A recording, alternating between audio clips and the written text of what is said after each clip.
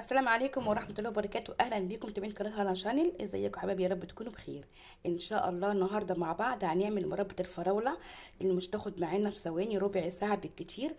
خطواتها سهلة جدا ومفيش أي مواد كيماوية فيها، يعني مفيش صعوبة فيها، سهلة جدا. وشايفين كمان قوامها معايا عامل ايه. أنا هوريكم لسه عاملاها حالا. شايفين قوامها؟ ايه رأيكم؟ لسه حالا عاملاها وهوريكم الطريقه بتاعتها خطواتها. شايفين قوام المربى عامل ازاي؟ شايفين؟ يلا حالا نشوف مع بعض مربى الفراوله بخطواتها. ولو اول مره تدخلوا قناتي ما تنسوش بقى الاشتراك والسبسكرايب وتفعيل الجرس علشان يوصلكم مني كل جديد. ويلا حالا نعرف مع بعض نشوف احلى مربى فراوله بخطواتها وبتكاتها الجميله هتعجبكم. اهلا بيكم حبايبي. انا معايا اهو فراولة، انا مقطعاها ومنضفاها كويس جدا، غسلها كويس جدا. دي تقريبا حوالي زي كده كيلو ونص فراولة. لازم تغسليها كويس لان بتبقى كده فيها تراب، رملة كتير. تمام. وتقطفي كمان كده العروق اللي فيها الحاجات الخضراء اللي بتبقى فيها دي. تمام. انا منضفاها خالص وغسلاها على الاخر اهو. تمام معايا. فهنقطعها دلوقتي. هخرطها لازم تكون مقطعه علشان تديكي النتيجه المطلوبه، لكن لو تحطيها كده سليمه يعني مش هتستوي معاكي بسرعه. تمام. فانا هقطعها حالا دلوقتي، اخرطها كده خرط كده، مكعبات كده او خرط كده صغيره، وارجع لكم حالا. تمام كده انا خلاص قطعت الفراوله كلها اهي بالشكل ده. لازم تقطعيها كويس عشان خاطر ايه تستوي معاكي كويس، ما تاخدش وقت في السوا معانا. تمام. خلي بالكم دي كيلو ونص فراوله. تمام. الكيلو ونص هو كيلو فراوله بياخد نص كيلو سكر. لكن انا كيلو ونص يبقى ياخد كيلو الا ربع سكر. يعني هتجيبي كيس السكر هتشيلي منه كوبايه. كيس السكر ده اهو هنشيل منه كوبايه. انا شايله منه كوبايه ازرق اهو علشان يبقى ده معانا كيلو الا ربع سكر مع كيلو ونص فراوله. تمام كده، ده المقدار المظبوط. هتحطي كيلو ونص فراوله على كيلو الا ربع سكر وربع كوبايه ليمون معصور. يعني دي كده 5 ليمونات انا عصراها. بس الاول هنصفي كده الليمون، البذر كده من الليمون. تمام. بس مش هنستعمل طبعا دلوقتي، لسه الليمون بدري عليه، بس انا بجهز قدامكم اهو. هنصفي الليمون من البذر خالص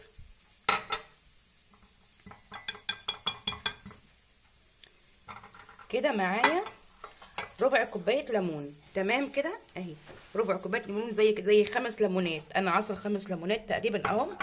ومعايا كيلو ربع سكر وكيلو ونص فراوله. المقادير دي هي دي مقادير مربى الفراوله، لان كيلو الفراوله بياخد نص كيلو سكر، لكن 2 كيلو فراوله تاخد كيلو سكر، بتاخد كيسو على بعضه.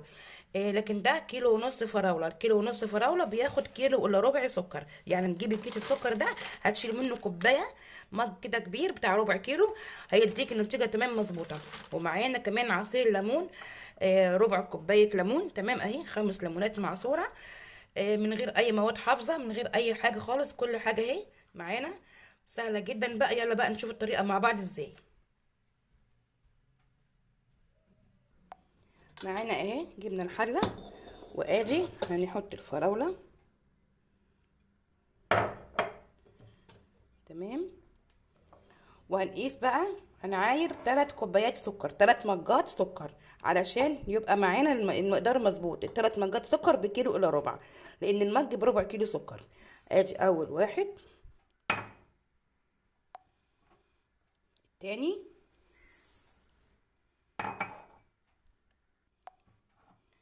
وادي التالت. كده حطينا 3 مجات سكر بكيلو الا ربع سكر تقريبا. تمام كده. معانا بقى كده نفتح عليها البوتاجاز اهو، ونحطها بقى كده على النار. واول ما يتم بس تسخن الغليان معانا نوطي عليها حالا. يعني ما نستناش لغايه لما ايه تغلي وتفور مننا. اول ما تبدا السكر يسيح ودوب ما نحطش فيها اي ميه، ما تحطش فيها ميه خالص. اول ما تبدا تغلي معانا بس في الغليان تبدا تسخن كده وتغلي على طول، تهدي النار عليها فورا. تمام. لان هي لازم تكون النار هاديه عليها خالص، وتسيبيها كده مع نفسها، هي هتنزل الميه بتاعتها. ماشي. تمام. احنا برضو هنبدا ايه نهدي النار عليها تسخين، بس اول ما تسخن نروح مهديه النار عليها خالص. خليكم معايا تابعوني وهرجع لكم حالا. شايفين اهي بدات ايه تنزل الميه بتاعتها، والسكر بدا يدوب اهو معانا اهو. اول ما تلاقي ان السكر خلاص داب والميه نزل بتاعت الفراوله مع السكر ودابوا مع بعض، هتروحي مهديه النار عليها تماما. ماشي كده.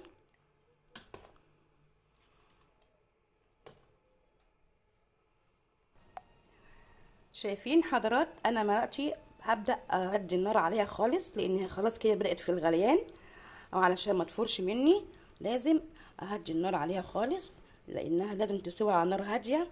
تمام كده. وتفضلي كده تتابعيها وتقلبيها كده من الوقت والتاني، ما تسيبهاش خالص على النار كده.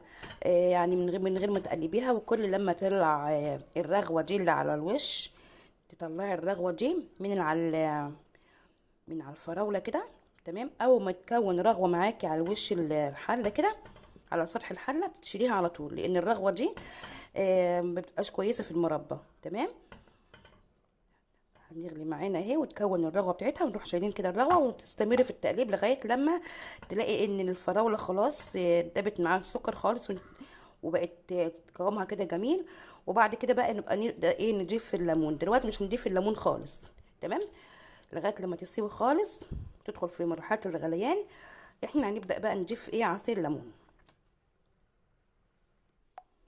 شايفين بقى حضراتكم بدات تغلي معايا اهي، ولازم تشيل الرغوه اللي على الوش دي خالص على سطح الحله، تتشال كلها الرغوه دي. البخار بقى طلع على الكاميرا. تمام. لازم تشيلي كل الرغوه دي، وطبعا كله على نار هاديه، كله ايه تهدي النار خالص.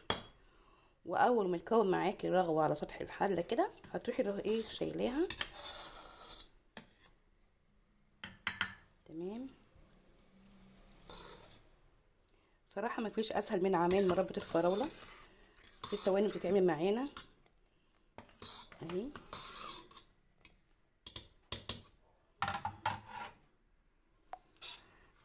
تستمري كده انك تشتري ايه الرغوه اللي على الوجه اللي على سطح الحله. وبرده مش هنحط برده دلوقتي لسه عصير الليمون، لسه دوره ما جاش، الا لما تكون شايفه كده قطع الفراوله دي، الا لما تدوب معاكي خالص، لما تلاقي كده القوام بقى عامل زي المهلبيه، وقطع الفراوله دي اختفت خالص تماما ودابت خالص.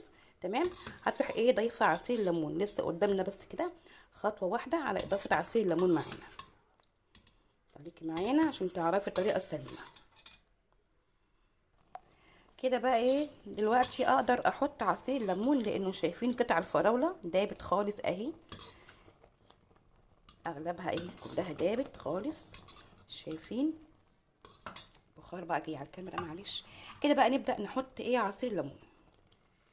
المرحله دي بتاعت عصير الليمون برضو تكون النار هاديه، وتفضلي تقلبي معانا لغايه لما تستمري لتحصلي على القوام المطلوب اللي انت طبعا عارفاه بتاع المربى.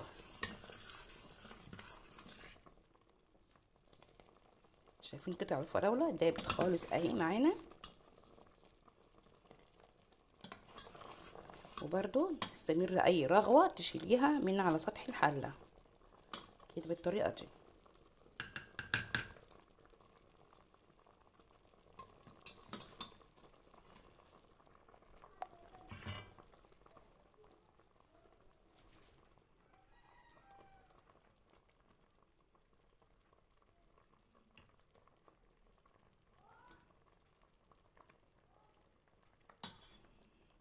تشيلي كل الرغوه اللي على ايه على السطح خالص، عشان تديكي ايه نتيجه سليمه.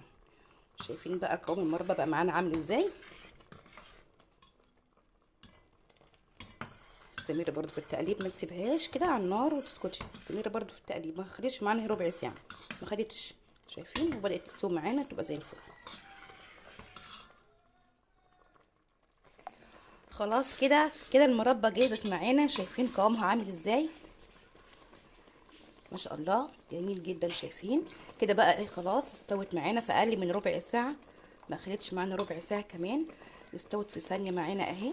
نتفق دلوقتي كده عليها وتبرد كده بقى ونوريكم احلى مربى مع بعض بقى كده. هنشوف احلى مربى كده عملناها. بسم الله الرحمن الرحيم. ادي المربى، مربى الفراوله الجميله اللي ما خدتش معانا وقت خالص. لسه سخنه بقى دلوقتي، طبعا قوامها كده لسه سائل عشان هي سخنه. تمام، شايفين قوامها جميل ازاي؟ ايه رايكم بقى؟ اول ما تبرد كمان يبقى قوامها بتبقى اتقل من كده كمان. ايه رايكم بقى في الطريقه بتاعتي؟ لو عجبتكم بقى ما تنسوش لايك وشير وسبسكرايب، واللي لسه بيشوفني لاول مره، يشوف قناتي لاول مره، ما ينساش اشتراك وتفعيل الجرس علشان يوصلكم مني كل جديد. والى اللقاء في فيديو جديد ان شاء الله، والسلام عليكم ورحمه الله وبركاته.